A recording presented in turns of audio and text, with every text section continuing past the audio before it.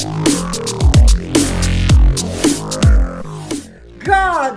of Egypt! Okay, so today we are reviewing the film Gods of Egypt. Now this film is about a year old. I saw it on Amazon Prime a couple of days ago.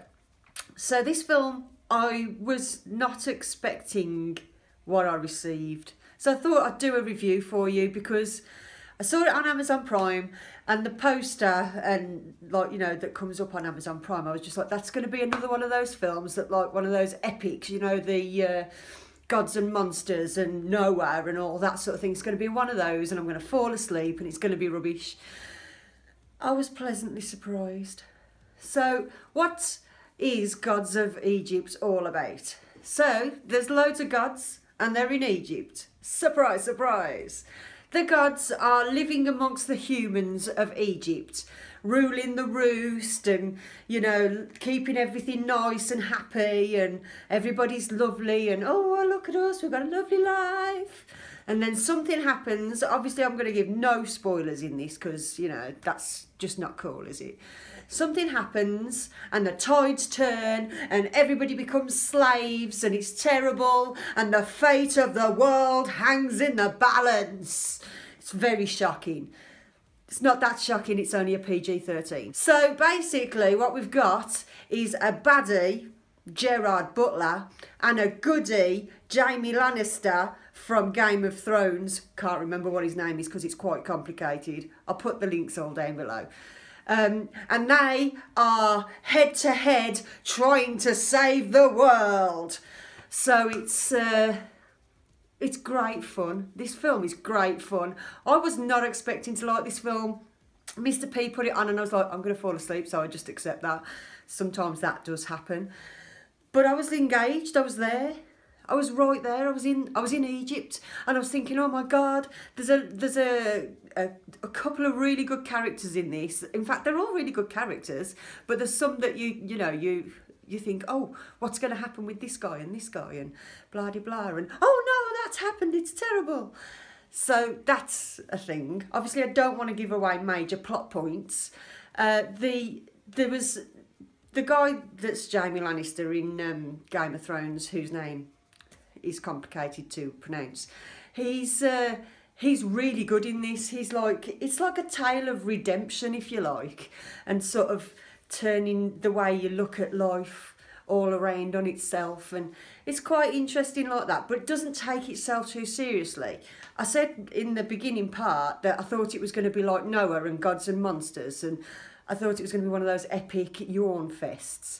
But it wasn't like that at all. It did not take itself too seriously at all in the slightest. In fact, in the first 20 minutes, I was sitting there thinking, am I supposed to be taking this like seriously, or is this a joke? I wasn't really sure what I was supposed to feel about the film, but as it goes on, it's very tongue-in-cheek, and it's not comedy, but it's like got an essence of that comedy value because it's not taking itself very seriously.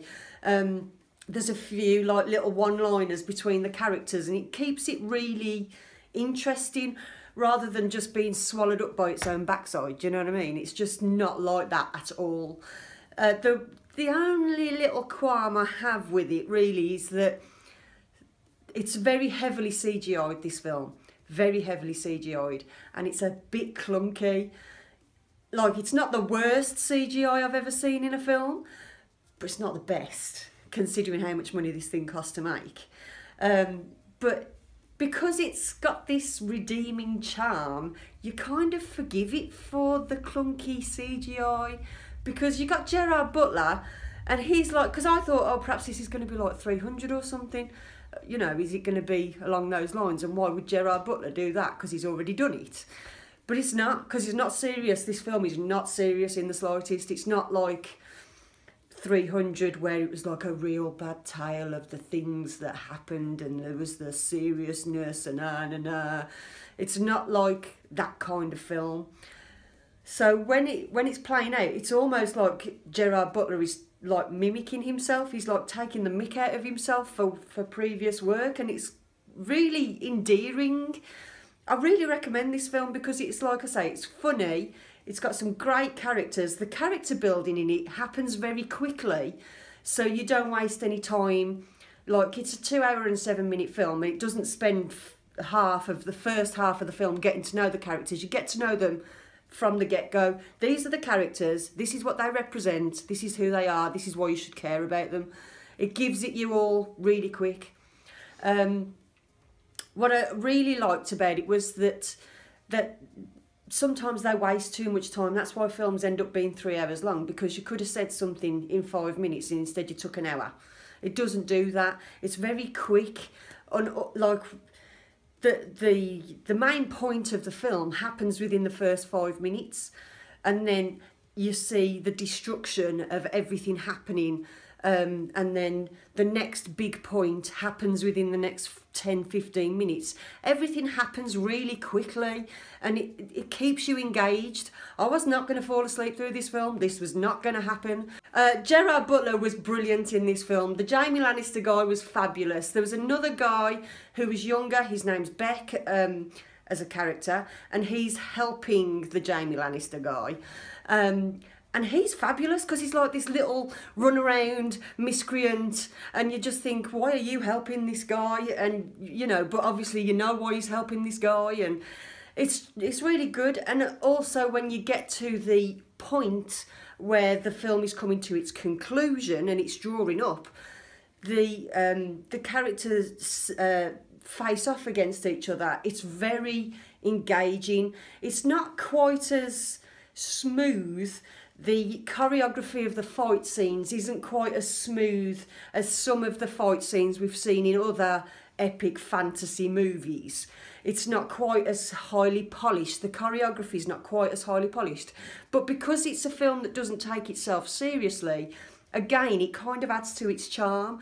There's some bits in some of the fight scenes where I'm thinking, that just don't look right, or that looks a little bit comedy. It looks like almost like a sort of Carry On film in Egypt without any of the Carry On characters. But it doesn't need to be highly choreographed and highly polished. These guys know what they're doing, because you've seen them fighting in other films. Gerard Butler, you've seen him fighting a million times in a million films in a million different characters. The Jamie Lannister guy, I've seen him fighting in flipping Game of Thrones every 5 seconds of the day. We know these guys can do that if they are choreographed to do. But this doesn't have that choreography. It doesn't have that smooth fight scene sequence thing until we get to the end, when there's the big fight, but even that's not over polished. It's not taking itself too seriously, and this is what I loved about this film. I thought, you know what, that's the kind of film that I would buy on DVD, Blu-ray, whatever, because it's the sort of film you could sit and watch again, because it's got entertainment value. It's not taking itself seriously. Not like, I'm a serious film and I'm being serious, look at me, I'm going to tell you the story about the gods of Egypt.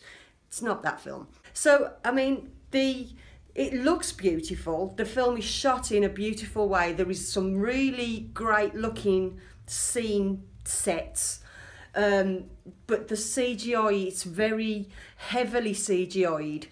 So you're not sure entirely if they're just filming it all in a cupboard somewhere and just added all that scenery later, or if they have actually built any of that scenery. You're not entirely sure. But it doesn't take away from the pleasure of it. I think if you've got a Saturday night or a Sunday afternoon and you just want to chill, definitely give this film a go. I would give it 4 out of 5, easy.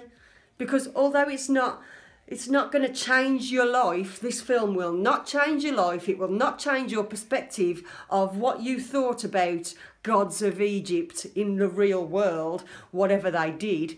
It's not going to educate you or change your perspective on the way you live.